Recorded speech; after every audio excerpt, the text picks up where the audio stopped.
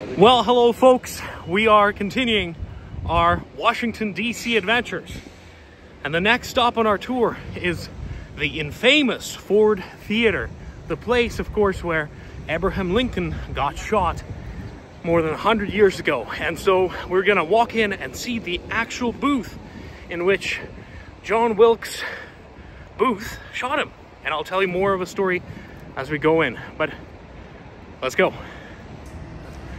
Okay, well, here you guys are. Look at this. We're walking to the Ford's Theater right there, this ancient place where so many dignitaries would go to see of some of the capital's finest performances. But unfortunately, the place where Lincoln found his aunt. And so we're gonna see if we actually can go inside and tour. Okay, so I think we found that place. Right, see where the lineup is. That's a house where they took Lincoln after he was shot. And that is where he died. But now we're actually gonna go inside the theater, which is on the other street, and see the booth in which he was shot. So let's go. Okay, so we're about to go inside the theater. The tickets are free, actually. And so is the ticket to see the house where he died, so. Thank you so much, ma'am. First, down the hall to the left. Is there any tours or anything like that? It's self-guided, but there are rangers around the site. Awesome, thank you. All right, let's go, guys. Let's see what we can find.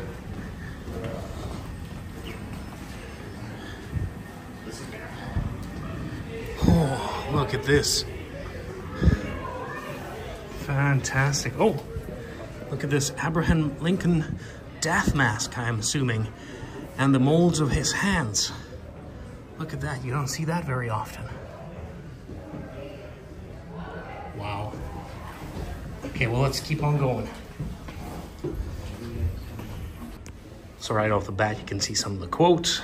This one says, "What would the nation think of its president stealing into its capital like a thief in the night?" And I think here, well, what is this? Knife and case. President his knife, artillery goggles, and brass knuckles. Look at those very old-fashioned Civil War era artillery goggles. That I guess. So he gave he gave this to Lincoln. This was gifted just to protect himself. I think so. It was like, oh, interesting. Imagine if Lincoln had just pulled the knife out and stabbed Boots. He just yeah. That would have been pretty Chad. That would have been pretty Chad. Actually. So obviously a little story about Lincoln. You know, the 16th president of the United States. He was in charge of America during the Civil War, and it was under his command that the war had started, and it was shortly after his death that the war was ended with a victory of the Union side. But unfortunately, in the progress of it, he was killed in this theater where we stand today by the Confederate sympathizer John Wilkes Booth. An interesting thing to point out, that assassination was just a part of the plan that Booth had for kind of killing the top figures in the Republican government that was supporting the Union forces. They wanted also to kill Ulysses Grant and some other dignitaries, but the only successful part of that plan was the assassination of the president. So what they expected to happen is with the leadership gone, the Union forces would basically crumble without guidance, and then that would give the time to the Confederates to regroup and attack and win possibly the war. But what happened was actually quite the opposite.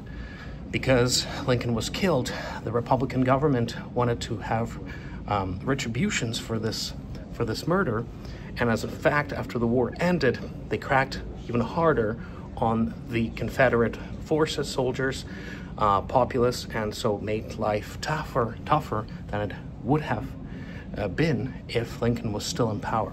So it actually kind of backfired on the Confederate initiative there. And actually a lot of Confederate soldiers didn't like what the Booth did because of that. Some did, but some criticized him for the aggression that it brought on to them as a result. So kind of tidbit of history.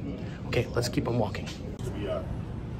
I guess a recreation of people who wanted to get a job from Lincoln. Like, they all look, there's this cartoon here from 1861.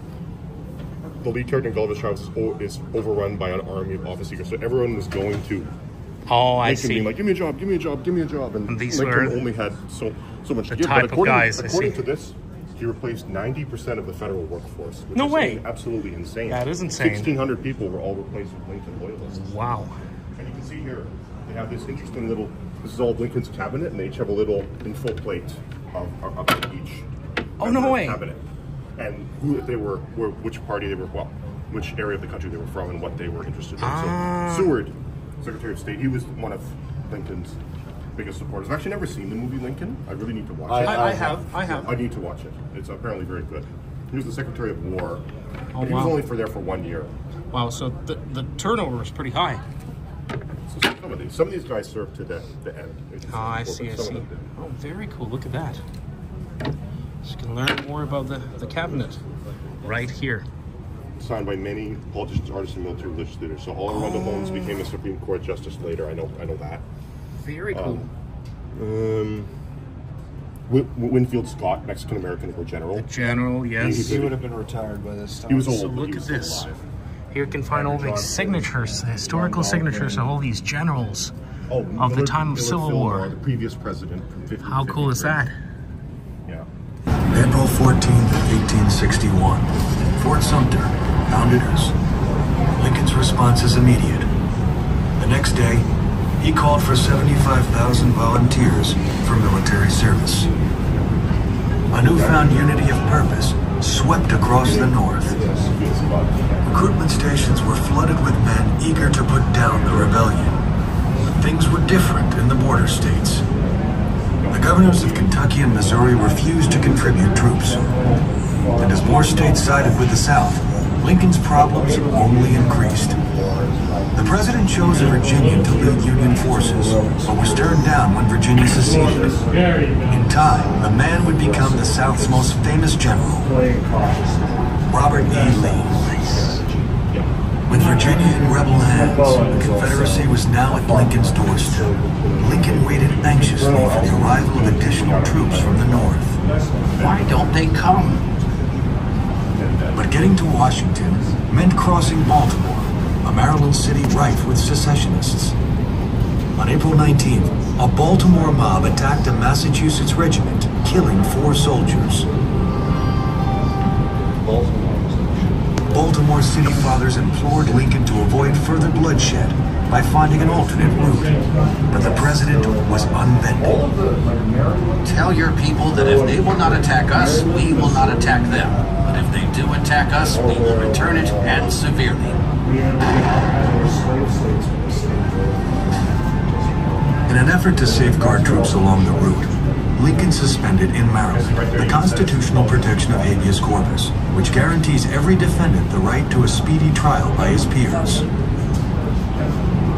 A few weeks later, a Maryland man accused of blowing up bridges carrying Union forces was arrested by the military. Supreme Court Chief Justice Roger Taney, himself a Marylander, ordered the man brought before a civilian court, or else released. Taney was furious. The president had no constitutional right to deprive citizens of their civil liberties. I am an old man, very old man, but perhaps I was preserved for this occasion. But Lincoln chose to temporarily suspend this one liberty to save the Union. Often a limb must be amputated to save a life, but a life is never wisely given to save a limb. Lincoln and Taney would lock horns again over the president's naval blockade of the South. But by the time that case finally reached the Supreme Court, Taney was in the minority, thanks to 3 new Lincoln appointees. Their war of words raged on in the courtroom, even as their countrymen, clad in blue and gray, clashed on the battlefield. So there you go. It kind of explains a little bit about the beginning of the Civil War and how it kind of transpired and the choices that Lincoln had to do in order to preserve the order in the nation and to be able to respond to the rebellion in the South. So, in November 1861, the Americans actually boarded this vessel, British vessel, the HMS Trent, and this really angered the British. The British were receiving, as Matt said, they were receiving a lot of cotton from the Confederacy, And at one point during the Civil War, especially 1861, 1862, when the Union was not doing very well, the British actually came very close to siding with the Confederacy and helping them break the blockade and openly selling them arms. Ultimately, this didn't happen, but the British and the French, for that matter, came very close to siding against the Lincoln government, because Lincoln kept doing stuff like this, which really angered the British. And obviously, at this point, the British were the British were, you know, the Royal Navy was massive, and if they had interceded on the side of the Confederacy, like, it would have been over. And why did they not? Would have been over for Lincoln, because they kept hedging their bets. And some of the Confederate diplomats that were sent to London, I read a book on this, were like they just didn't do a very good job, and they're like, some of them were like just they kept like spitting tobacco everywhere or something, and like acting. So they weren't impressed, yeah. And the British were not super impressed with some of these Confederate diplomats. So I see. Even despite of incidents like this occurring, which really angered the British, ultimately the British just decided to sit it out. That was the case of pretty much every great power, to sit it out, but they came close. French too. Yeah. Interestingly enough, Tsarist Russia was actually very pro-Union. Yes, they were very close. They were very close. Yes, and some other unusual countries too, like the Germany, which was undergoing unification during the time. So Prussia, basically, was very pro-Union. Generally, world opinion was pro-Union, but staying out of the war. At this point, most quote-unquote civilized countries had ended slavery, and it was seen as something like the British, for example, for all of their dislike of the Union and Union policy, were at this time had a literal flotilla of warships going around the coast of Africa, basically preventing European slave traders and hunting down Arab slave traders as well. Obviously, the British had already abolished slavery. Yes. The British abolished slavery in 1832, I believe. So the British British public opinion just would not accept a war fought, presumably, on behalf of slavery. I see. In Canada, interestingly, there was kind of a partisan political debate between the two main parties about who to back. John A. Macdonald and the Conservatives, believe it or not, were actually pro-Union, cautiously, because both sides feared American annexation. And the Liberals were actually more in favor of potentially giving some help to the South. Interesting. Yeah, and as you know, Confederate President Jefferson Davis spent many years in Montreal. Oh, really? Montreal, when he was growing up, and he had a house there. Yes. And about, I forget the exact number, but several, like in the thousands of Canadians fought in the Civil War, and actually Laura Secord's great-grandson died wearing a Confederate uniform. Oh, wow. Well, I actually didn't know that. But so this right here, I guess, Lincoln signed the Homestead Act here and issued lots of acres of land to Iowa, Nebraska, just kind of to settle out west. It's very interesting because Canada would do the same like 30, 40 years later by getting homesteaders to settle Alberta and Saskatchewan. And I guess Lincoln was kind of doing this, you know, years earlier, because at this point, like, nobody lived in Iowa, Nebraska back then, but they were handing out land for almost nothing. Well, to encourage people to go out. I mean, they did that a few decades earlier in Oklahoma too, with the Oklahoma runs. Yeah. Right? Yes, I believe. Yeah. Oh, cool. Oh, look at this. A letter from Lincoln to McLean. General George B. McClellan. They're saying that McClellan was not doing a good enough job. Because as that... he snubs it there. McClellan was... He kind of overpromised and underdelivered. Like he said, I can do anything, but... Well, he couldn't. He was too cautious. I see. Abraham Lincoln declared, We cannot escape history. The fiery trial through which we pass will light us down in honor or dishonor to the latest generation. So a very unusual thing about John Wilkes Booth is that, you know, being an actor, he actually had a chance to perform a few of the plays in front of Lincoln when he came to this very theater. And supposedly in one of them, I think it was called the Heart of Granite, or the Granite Heart. As he was playing it out, he was sort of scolding Lincoln in the bleachers there. He would like look at him sharply and basically deliver the lines unusually towards Lincoln and nobody else in the audience. And that kind of gave that eerie feeling to Lincoln, and he was actually asked about it later. It's like, was that off? And he's like, yeah, that was kind of strange, right? And kind of didn't think more about it because he got so many death threats from other people. There was, hundreds of them later found in his cabinet. But this encounter sort of foreshadowed the history of these two men intertwining, with Booth eventually going on and killing Lincoln in a very same place where he once saw him play out his plays. So, what an interesting twist of fate. In 1862, there was something called the Peninsular Campaign, where the Army of the Potomac, that was the main Union army near Virginia, almost took the capital of Richmond. But because George B. McClellan was such a cautious commander in the field, General Robert E. Lee and the other Confederate generals were able to outmaneuver and basically shore up their defenses, because they almost took Richmond, the Confederate capital, in 1862, which would have probably greatly shortened the war. Because of McClellan's failures in this matter, Lincoln and the Union establishment started to put far more faith in men like Ulysses S. Grant, who were far more aggressive battlefield commanders. Yes, if you want to read about something very interesting, Ulysses S. Grant's conduct of the Vicksburg campaign is quite a very easy, very early example of combined arms warfare, using naval ironclads, artillery, and engineering to undermine very strong defenses. I see. And of course, Ulysses would go on to become the president of America. Absolutely. In a few years. He'd be after Lincoln was assassinated. Johnson would become president, he was vice president. He was very unpopular. And then Ulysses S. Grant came. Ulysses wasn't unpopular, you said? Johnson.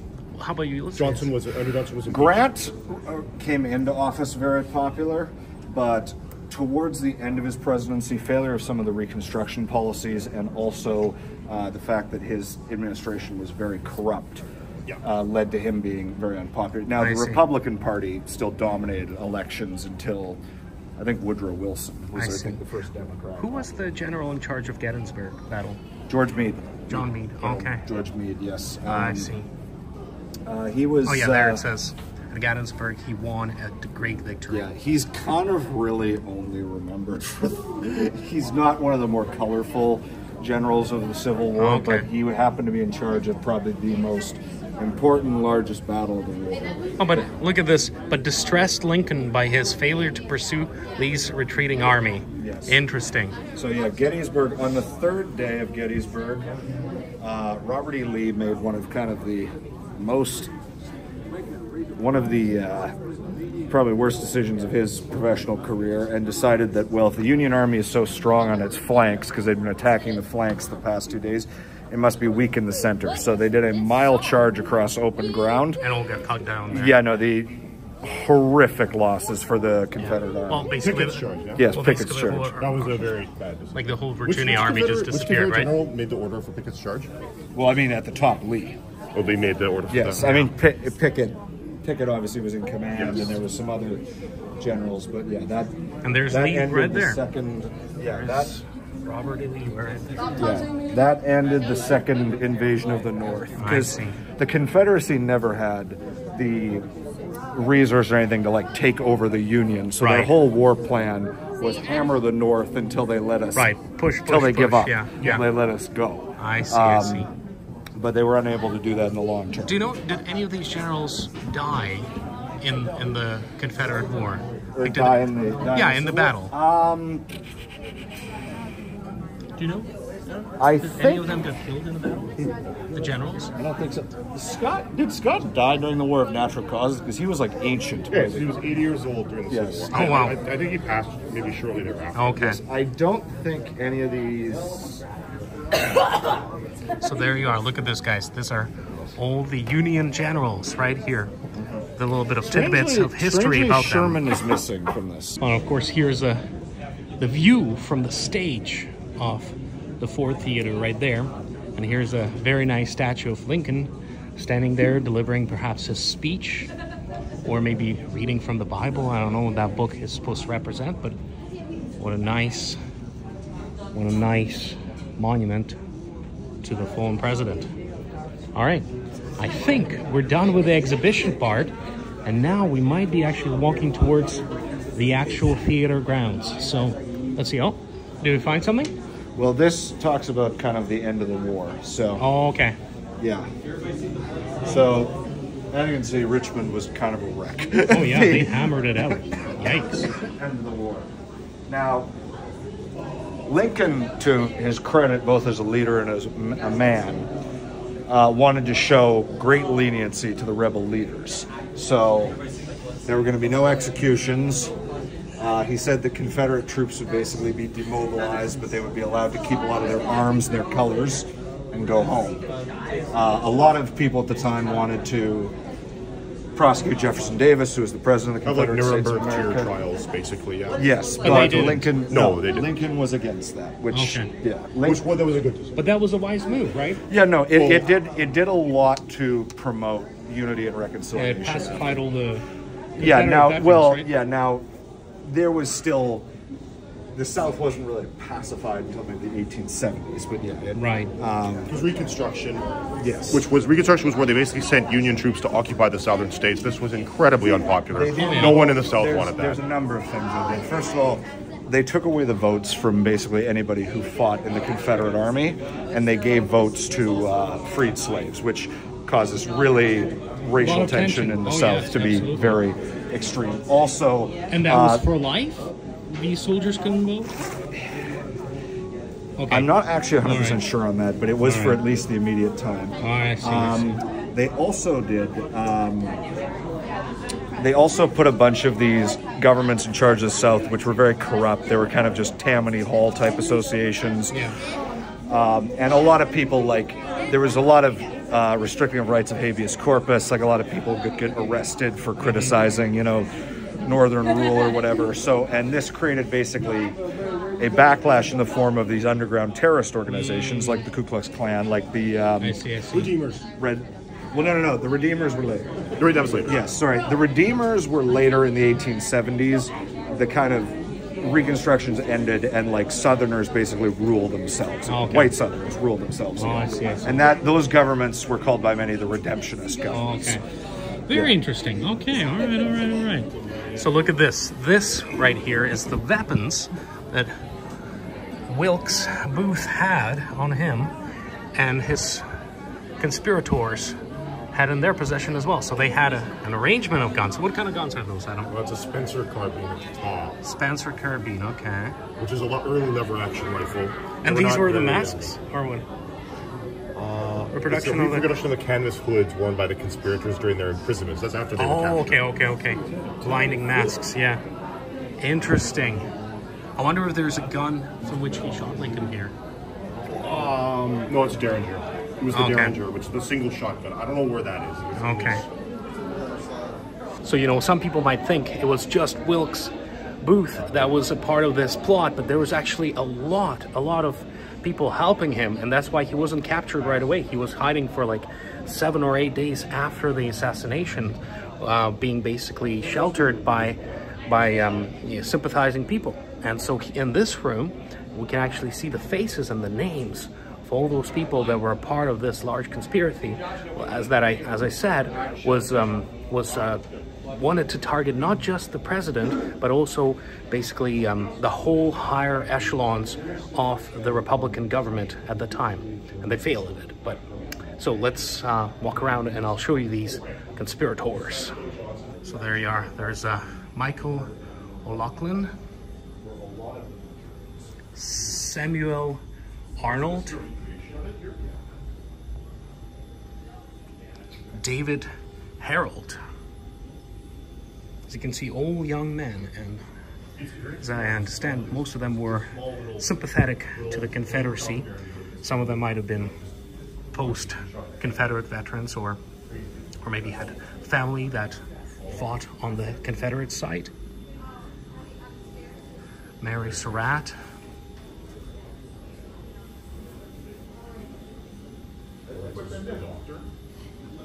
And here's the John Wilkes Booth, the infamous man that delivered the fatal shot. And oh my gosh, look at there. And that is the gun. That's the gun, the Derringer, the 44 caliber Derringer that wow, actually killed a single shotgun, hey? A single shot pistol. Look at how small it is too. It is tiny. Very small. And right there, this is a recreation of the ball, the 44 caliber ball. And so this is the actual gun. This is it. So right here. Look at that. apparently The War Department didn't want to display it because there was a debate because they thought that it would be, oh, this is like too... Yeah, sacrilege kind of thing. Yeah. But the War Department, so the War Department had it, and they transferred it to the Park Service, I guess, in 1940, and it's been here ever since. Wow. So look at this. That is the barrel from which the bullet exited and entered the back of Abraham Lincoln's head, fatally wounding him, not killing him immediately. He still lived for another 6 or so hours, and as he was laying in the building next door to this theater. But you can see just how small it is. So it was, you know, you were capable of smuggling this in. Of course, Booth was a famous actor, and an actor from this theater. So when he walked in the room, nobody bat an eye.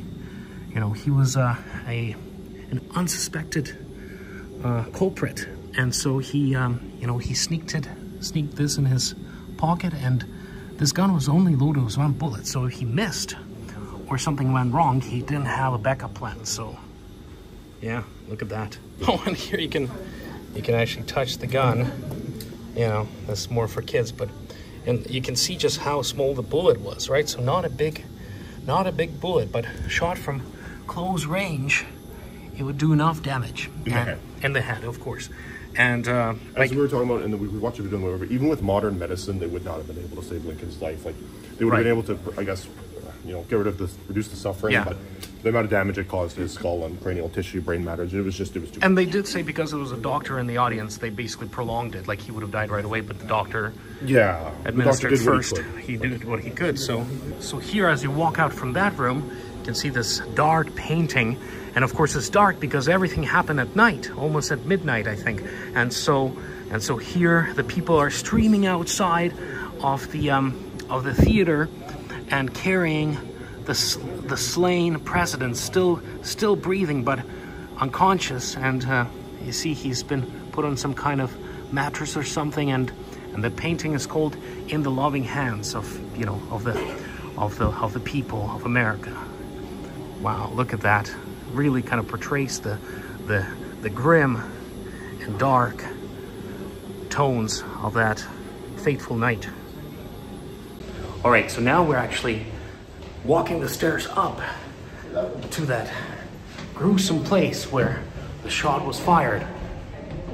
Lincoln, before he said goodbye to his bodyguard, famously said, "Goodbye, crook," as opposed to usually saying, "Good night, crook." And that adds another level of kind of mystery to that night. Like, how did he have a feeling about it, or what was going through his head? Nobody quite knows. Lots of steps. Okay, so there we go. It's pretty high up, so you gotta climb the stairway. Oh, there it is. Look at this, guys. And then ran out through the back door, jumped on his horse, and escaped out of the city. Directly from him, what happened, but it seems like he met Lincoln outside, escorted him up to the door of the president's box, and then once Lincoln was settled in, it seems like he just kind of wandered off. Now, Parker later said that the president told him he could go. The popular story is that he ended up in the saloon next door drinking. That would probably be on brand for Parker. He eventually got fired for drinking on duty. But even if he had been there, I'm not convinced that that would have really stopped a famous actor like John Wilkes Booth. After all, this is a theater. He's a famous actor. And so for him to walk up to the president's box and say, "Hey, I'd like to come in, shake his hand, talk for a few minutes," there's nothing very unusual about that. The member of Lincoln's staff who was at the door of the box didn't seem to think it was unusual because he let Booth inside with tragic consequences. All right, guys, so we're actually sitting inside the Ford's Theater. This is the theater, the actual one where President Abraham Lincoln got assassinated in. This is the stage where he sometimes, before his death, saw his future killer star in many plays. And from the stage, from this very same stage, John Wilkes Booth would deliver his lines uncharacteristically looking straight into the president's face as he delivered some of the most scolding ones, with President sitting in that booth right there with his wife and compatriots.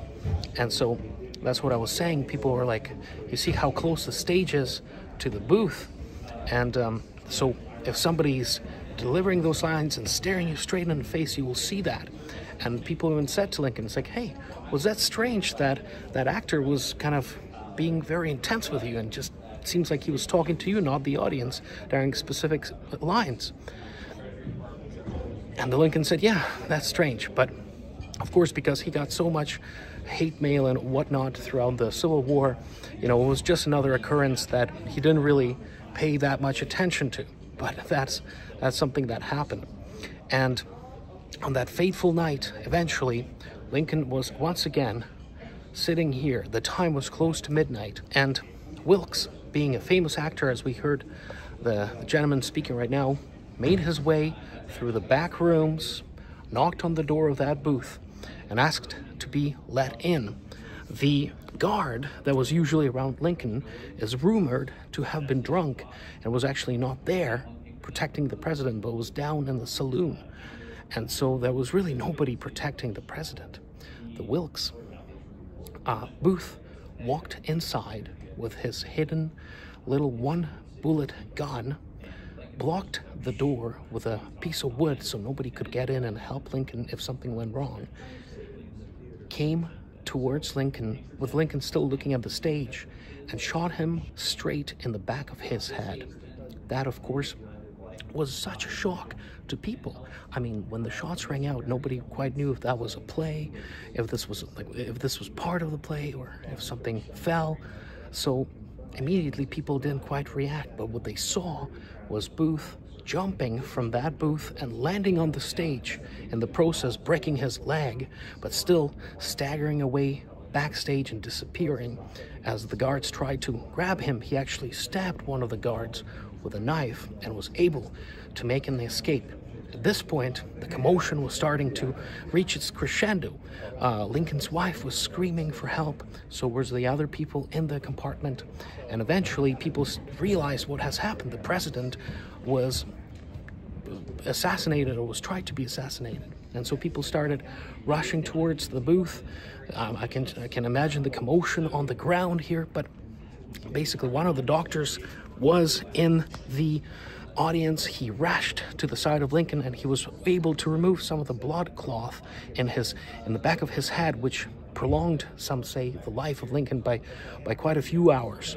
But as Adam said earlier, the wounds that Lincoln sustained in this assassination were too much for any man to bear, even with the modern medicine. So he was basically a dead man living on a borrowed time.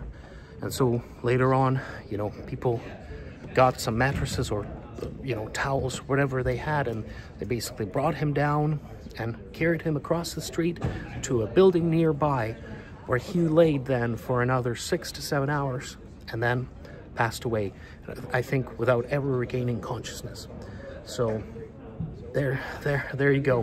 One other thing is when John Wilkes Booth jumped from that booth and landed on the stage, supposedly his words were, and it was in Latin, but what they meant was, "Thus goes to tyrants," which was a line that was famously said by Brutus at the assassination of the Caesar. And that's sort of how Wilkes kind of saw himself as this you know, avenger, this warrior for the people, as you know, Brutus saw himself getting rid of the Caesar, getting rid of the tyrant, right? So from here he escaped the stage, and Booth went on the wild goose chase to try to escape. He didn't make it far because, of course, he had a broken leg, but he had a lot of help with a lot of sympathizers. So they were sheltering him for quite a few days, until eventually the cavalry of the Union Army caught up with him, encircled the barn that he was hiding with one of his accomplices. And while his accomplice surrendered, Wilkes didn't, and as a result got shot to death in that in that barn. But I mean, what a place in history we are visiting today. Like, you know, this is where the life of one of the most famous and great presidents of United States has basically ended. I mean, he didn't die here, but you know, he was as good as dead at that point, sitting right there. And maybe what we'll do is we'll go up through the alley right there, and maybe I'll show you up close the booth. And from my understanding, how it looks is basically the original. They haven't changed the interior that much. So what you're seeing is basically the exactly same furniture, textiles as they were when Lincoln sat on them. I'm not sure if there's still blood spats on the chair, but maybe we'll see it as we get closer. But wow, like what a grim and famous place we're visiting today. Yeah, so look at this. I'm just gonna show you a little bit more of the theater. Okay, so let me just walk up a little closer. I'll try to show you a little bit of a close-up of the booth. Not sure if we'll get the angle right, but we might. So let's see. Oh yeah, look at that. So there you go.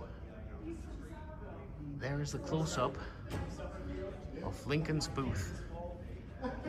That is fascinating to think that this is where the president sat. That's where the smoke from the gun went up in the air as that fateful shot rang out. And then John Wilkes Booth jumped probably on this ledger here, and then jump even further, but this fall would break his leg and he wouldn't get far after that. But can you imagine just the shock on the faces of the people that saw it, that sat in the audience here, just completely perplexed by what has just transpired. You know, arguably seeing the most powerful man in the world get shot right in front of their eyes. Wow. There you are. Look at that. Well, that was a very unusual place to visit. You know, an interesting fact we learned from the guide there is that the theater was closed for 130 years, under which times it actually went through many reconstructions. At a certain time, it was actually an office space for 30 years. People just used it as an office space. Then the ceiling collapsed because they didn't do that good of a job recreating the rooms. But then eventually in the 80s or the 60s, I think, they opened it up again and again started showing plays there, and I think they still do to this day. So quite an interesting thing. But now we're standing in line across the road. So the theater you see is right behind me, but just across the road is the building where the president was carried. So you can just imagine this crowd of people just kind of flowing outside of theater was Lincoln in their arms, bleeding from his head as he was, you know, guided towards this door right now, which would become his final resting place. So let's go. Okay, so here we are. Now we're inside the house where Lincoln died. So let's go. See, there you go. So on April 14th, 1865, the injured president was carried out of Ford Theater across the 10th Street to the Pedersen boarding house. So this is the scene. What you see there is a Ford's Theater in the background. Lincoln right there in the arms of the people, in the gloom of the night, being carried right here through these very same doors. Can you imagine? And here's the paintings of Lincoln on his deathbed. Look at that.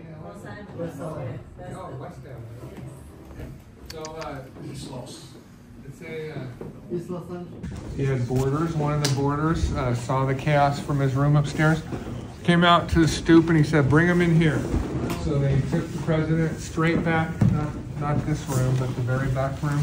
And that was Willie Clark's room. He's out partying because it looked like the war's over. So they put him on the bed, too tall for the beds. He's, you know, had to be put diagonally. They pulled out the bed. And so They know it's a mortal wound, so they had the 9-inch probe that they used to probe the path of the ball while he's still alive. But the ball entered.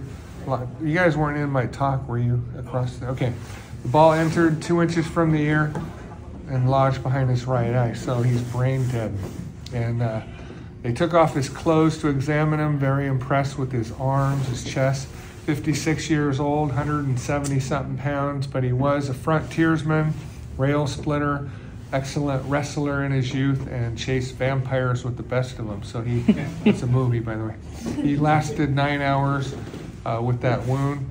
Dr. Leo, the first doctor in the box, was 23 years old, 6 weeks out of medical school, and he was honored for the way he cared for the president, held his hand for hours, knowing that if he did regain consciousness, he would be blind, and he wanted to let him know he had a friend. But he never regained consciousness, died at 7:22 in the morning. Now Mary was with him off and on.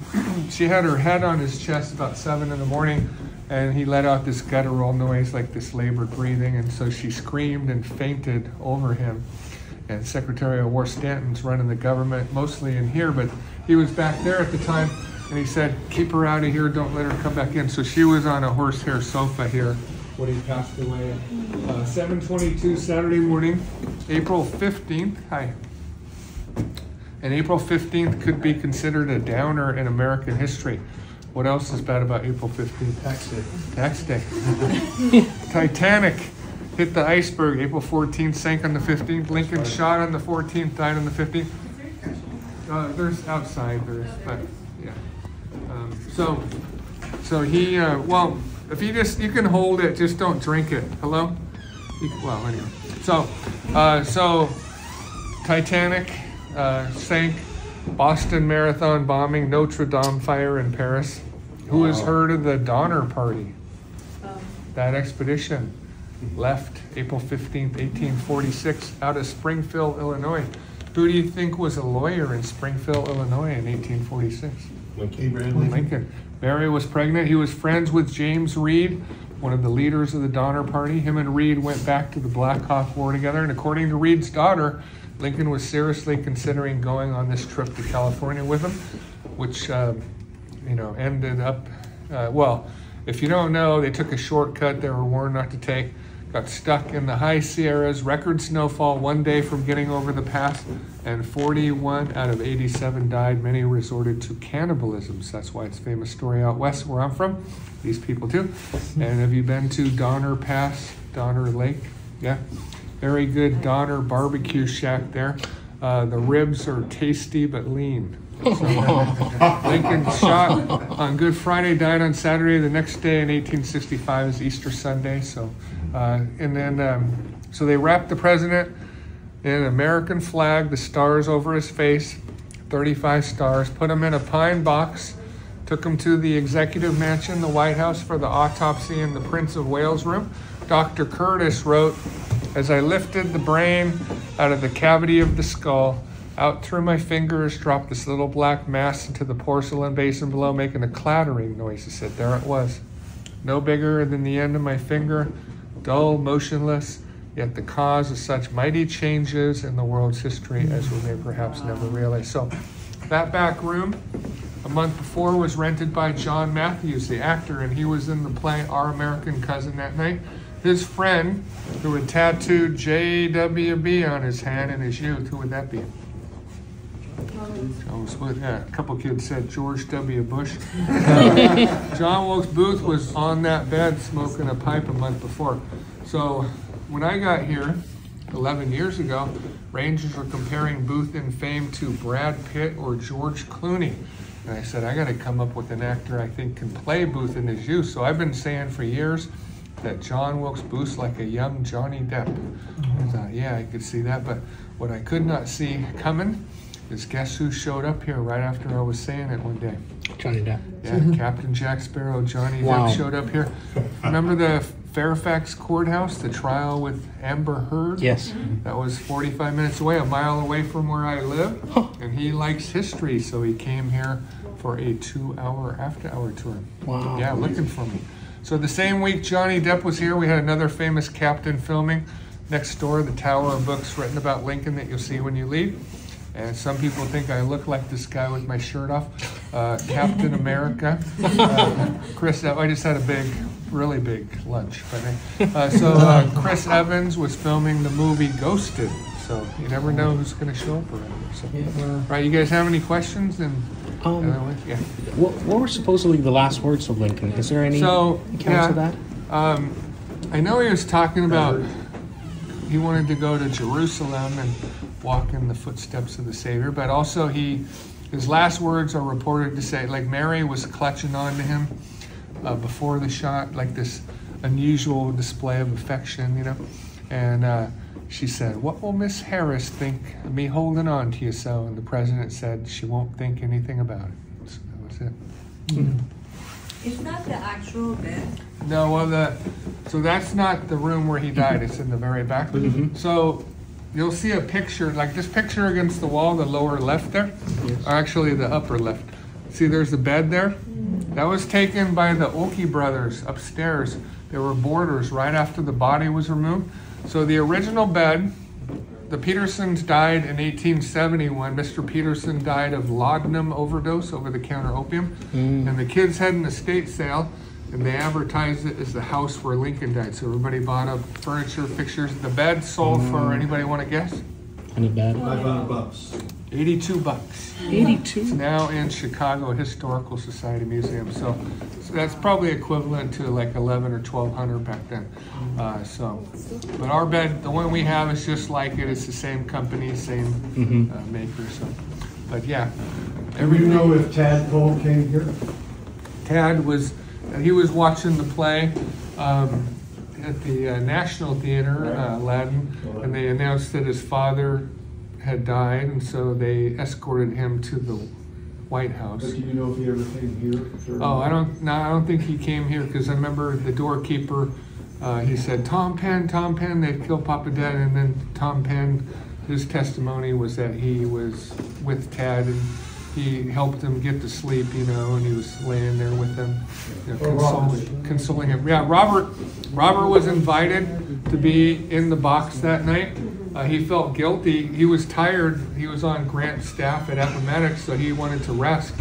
But he showed up a day or two later and wanting to see the box. Everybody, if you were invited, you probably felt either relieved or guilty, because, like, Grant was invited, and Mary Lincoln had dissed Julia Grant a couple times, so she didn't want to be cooped up in the box with Mary. So 15 people were invited after the Grants bowed out. And the couple that accepted, Major Rathbone and Clara, they were stepbrother and stepsister, engaged to be married, like the Brady Bunch. And Mary enjoyed going to the theater and opera with Clara. You guys, did you read what happened to Major Rathbone and Clara? Yes. Okay. He was stabbed by Booth after Booth shot the president to the bone and hit an artery. So he's bleeding profusely. And he passed out from blood loss right here in the hallway.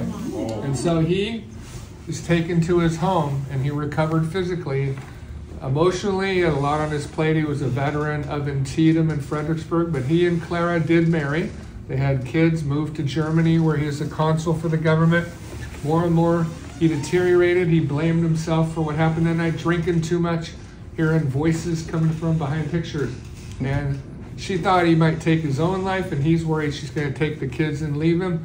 And just before Christmas, he went after the kids, most likely to harm them. She calmly got him away from the kids, told the governess, keep the kids inside, took him into the master bedroom, where he would pretty much reenact what happened in the president's box. He took a gun and shot Clara, a knife, and stabbed her, and then stabbed himself 5 times in the chest and the arm. And she died, and he lived, and then was put in an asylum for the criminally insane, where he died 28 years later in 1911 in Germany. Yeah, and the kids survived. One of them became Congressman Henry Riggs Rathbone. Here he is in Illinois. And he introduced the bill to help Ford's Theater become a museum in 1932. And they had a distant cousin, Basil Rathbone, who was the Sherlock Holmes in the movies, famous movie star. So, but everybody in the box tragically affected, as you can see. And of course, Mary Lincoln, who was here on the sofa when her husband died, Eventually, Robert Lincoln, the only son to live into adulthood, put his mother Mary in Bellevue Place, an insane asylum for the rich. And do mothers like it when their children put them in insane asylums? No. They usually don't, so don't try that at home. They'll have a distant relationship until she died. Yeah, it was pretty tough. Even Lincoln's dog Fido had a bad ending a year after the assassination. Don't ask what happened to Fido, whatever you do. So, but all the Robert Lincoln, Mary never recovered from Willie's death of typhoid. He was their favorite 11-year-old. Drinking bad water from the Potomac in 1862, and that crushed Abraham Lincoln. He said Willie was too good for this earth. Then Tad Lincoln died at the age of 18 from consumption, and that's 6 years after the president died. So Robert lives to be 82, but he is at the dedication of the Lincoln Memorial in 1922. He's buried at Arlington Cemetery. He had 3 kids, and they had 3 kids. The grandkids were spoiled rotten.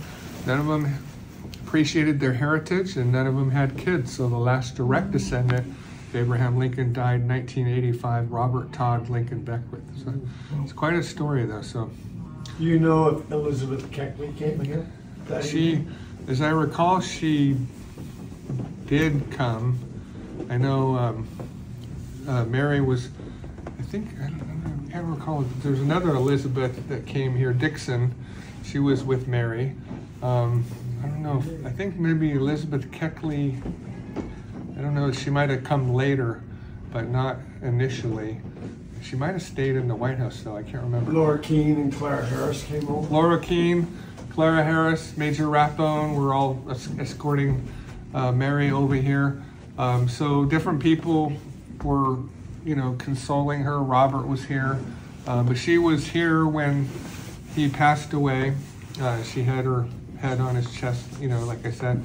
And so, it was pretty, there's a lot of people. Like if you look at this picture over here, this illustrator put everybody that he knew was in that back room all in one room there. It looks like the East Room of the White House, so it's way too big. This is more typical. On the left side would be that room in the back where Lincoln died is the same size as the log cabin that he was born in, so it's pretty small. So this guy, this illustrator, if he knew you were in there, he put you in this picture probably so you would buy a print of that picture, right? Because if you're in there, you're like, hey, there I am. So, what's the significance of the wallpaper in that bedroom? The wallpaper? Do you know a story about a comparable wallpaper somewhere else? Well, people would take pieces of wallpaper, like Willie Clark, that was his room, and his sister. I've heard that wallpaper was the same wallpaper in the White House. Oh, I haven't heard that. Autopsy was. Oh, I haven't heard it. Yeah, but I know. Okay, because the original, this, are you talking about where he died in that back room? Okay, yes. So this picture was taken by the Oakey brothers, and whether that is the same as the White House, but they recreated the wallpaper to match the photo. Mm-hmm. And so there's a dissertation I'm reading right now about the Oakeys where the guy purports that Stanton had directed him to take a death photo in that bed. Yeah. Because the body was here before it was transported for autopsy in the pine box. Well, there was this. Because they did take this one, right? Yeah, but then that was after the body. Yeah, but there was that 2-hour documentary. I think it was on CNN about Lincoln's last photo. Are you referring to that? Yeah. Yes. Okay. Well, if you saw the ending of it, it just looked like a farmer. It didn't really look like Lincoln. Yeah, that's right. They showed a photo of who they think. Yeah, and we all knew it wasn't Lincoln. They had 2 experts, James Swanson that wrote Manhunt, and this other Gelso. What did you think of that, by the way? I didn't like the miniseries. I loved the book, though. I didn't like the Stanton without the beard. I think the lady that it was, she loosely based it on his book, and she didn't. I mean, if you're going to make $120 million production, you could at least get the details correct. Like they shot him. They had him shot in the opposite side of the head. I mean, that's kind of not even the left side of the head. If you don't care enough about so I didn't like the casting. I'm friends with Swanson though. I liked his book. I had a question. When you're here after night, do you ever hear like kind of creaks or something like that? Is there any nefarious things? People ask about ghosts. You know, there was a collapse in 1893 when there was pension records that killed 22 in the museum. They all collapsed into the museum and injured 68. So if there were ghosts, they'd be roaming around there. Yeah. We haven't had a night at the museum. Who knows what goes on after hours? But I did see a lady with a ghost detector device here, and you know, had a lot of lights and everything. But I know of ghost stories.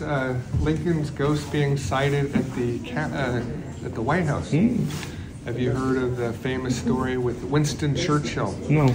He prone to drink a little bit, but he said he got out of the bathtub and he saw Lincoln's ghost standing there, and he said, "Mr. President, I'm afraid you have me at a disadvantage." And I'm sure Lincoln's ghost was more frightened seeing Churchill naked. So he probably slid away pretty quickly. But so there we go. We got a really, really engaging talk about this house. I mean, you know, it's a grim chapter, but what a pleasure it is to hear it from somebody who's an expert like that gentleman right there. So right now we're walking to the back room where Lincoln died. The bed you're gonna see is not the original one because it was sold basically at the house sale and now is in a different museum, but it's a recreation of that exact bed. And obviously it is that room, so let's go. So there you are. You see, this is the back room where they laid Lincoln, and because he was so tall, they had to do it diagonally. And so this is not the bed, but it was exactly like this. And this is where the president spent his last breathing hours, right here, surrounded by his compatriots and friends and family members, and eventually succumbing to that horrific injury to the back of his head. You can kind of see how the room looked on the photos and the paintings, and we are now in that exact room. Well, I gotta say, what a place. I mean, it just, you know, you read about this, you see movies about this, but to be here, it gives you chills, it gives you goosebumps, because that sort of history energy is flowing through you as you walk the very same streets and alleyways and steps and doorways as they had on that fateful night. It's just something that you can't really experience without being here. So I do commend you to come and visit this, you know, infamous landmark of Washington, D.C. And here, of course, we have an exhibit on the morning of Lincoln. He would be placed in the coffin like so, covered with the American flag, and laid in the national capital for people to come and show their sorrow. So there you go. We visited the Ford Theater, the infamous Ford Theater where Abraham Lincoln got shot. And then across the street, we went to the house where he was laid to die within the next 9 hours. I mean, what an impactful little visit. You know, like most things in Washington, to visit it, it's absolutely free. And so... This is the FBI building right here. Oh, okay. Well, I guess we're walking by FBI building. So on the background of my video, you can see FBI building, which is pretty cool. So there you go. FBI sits right there. But anyhow, so it was really neat to see that, and I'm happy that you came with me. We learned a lot from the experts in the exhibition grounds, and not so long from now, we'll actually see the Lincoln Memorial in the National Mall, right by the White House and the Capitol. So stick around till our next adventure. Thanks. See you guys.